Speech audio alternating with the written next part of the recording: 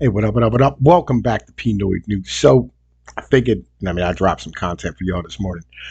Pro Bolsonaro protesters storm Brazil's Congress, High Court, and Presidential Palace. So, recently there was an election where a leftist defeated, a right winger in Brazil. Bolsonaro, a guy named Lulu, won the election. And so they ended up kind of having a January 6th moment. And I'll be perfectly honest with you. I think this has more to do with the entitlement factor and the idea of an extreme separation between peoples who social media is kind of driving at this point, where the algorithm is driving you towards more of your type of content, kind of getting on that echo chamber mentality. So let's read some of this. Supporters of former Brazilian President Jair Bolsonaro, who refused to accept his electoral defeat, stormed Congress, the Supreme Court, and the presidential palace in the capital Sunday, just a week after the inauguration of his leftist rival, President Luiz Inácio Lula da Silva. Thousands of demonstrators bypassed security barricades, climbed on roofs, broke windows, and invaded all three buildings, which are connected through the vast Three Powers Square in Brasilia. Some are calling for a military intervention to restore the far-right Bolsonaro to power, to oust Lula from the presidency. Hours went by before control of the buildings on Brasilia's vast Three Powers Square was reestablished, with hundreds of participants arrested. In a news conference from Sao Paulo State, Lula said Bolsonaro had encouraged the uprising by those he termed fascist fanatics, and he read a freshly signed decree for the federal government to take control of security in the federal district. There is no precedent for what they did, and these people need to be punished, Lula said. There's plenty of precedent going back in Brazil. This is Brazil. This is not, like Great Britain. TV channel Globo News showed protesters wearing the green and yellow colors of the national flag that have also come to symbolize the nation's conservative movement and were adopted by Bolsonaro supporters. Former president has repeatedly sparred with Supreme Court justices in the room where they convened and trashed by the rioters. They sprayed fire hoses inside the Congress building and ransacked offices at the presidential palace. Windows were broken in all of the buildings. Bolsonaro, who flew to Florida ahead of Lula's inauguration, repudiated the president's accusation about him late Sunday. He wrote on Twitter that peaceful protest is part of democracy, but vandalism and invasion of public buildings are exceptions to the rules. Police fired tear gas to regain control of the buildings about 6:30 p.m., less than 4 hours after the storming. Security forces were shown on television backing protesters away from the Supreme Court and marching them down a ramp to the presidential palace with their hands secured behind their back.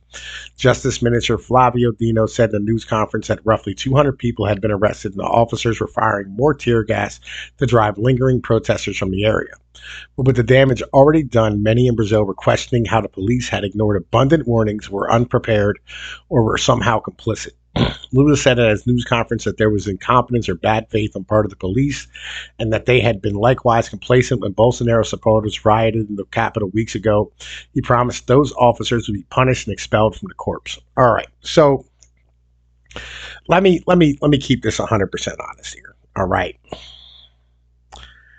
the problem with promoting peaceful, the peaceful transition of power as a whole, is that you have to learn how to not be partisan when you do it. If you come in and the people who protested against you becoming elected end up standing here in cuffs, and all they did was trash buildings, they didn't harm anybody. There was nobody killed. That was kind of where the mentality is. And they're upset. You wrap your arms around them. And even the police who don't support you as a whole, you wrap your arms around them and go, it's all right. I'm here to be president for you too, not just the people who elected me. And this is kind of the problem that we have. You can't look at it as like, oh, they're against me, so we have to smash them and destroy them. Oh man, they stood here and they're not with the idea of democracy, so let's smash them. That doesn't work. That makes things worse, because what you're doing is you're turning political turmoil into judicial turmoil, which reeks of political prisoners and corruption and just this terrible idea of the same thing that you see with like internment camps for the Japanese or gulags in the USSR. You gotta be able to go like, hey, look, man, listen.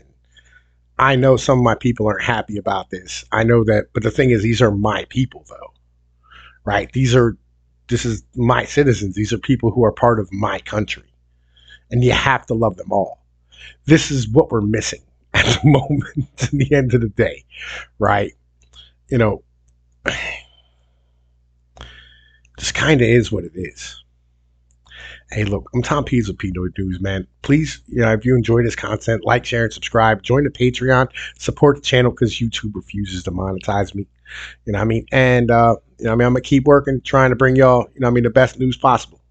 Tom Pease with Pnoid News, man. I'm out.